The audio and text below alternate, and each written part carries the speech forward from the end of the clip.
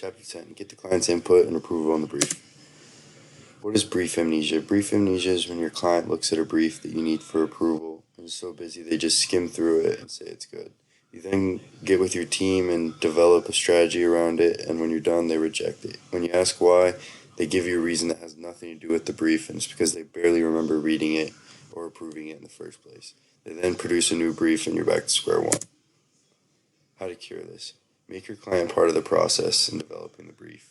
You need to take 3 things into account when doing that. You need a clear statement on what the client wants, all the facts related to the product or service, and any mandatories the agency must take into account when developing the strategy. Developing the strategy. Work with your team to make creative concepts and make sure each concept reflects the brief and is on strategy. Since they helped with it, they're less likely to reject it. Conclusion.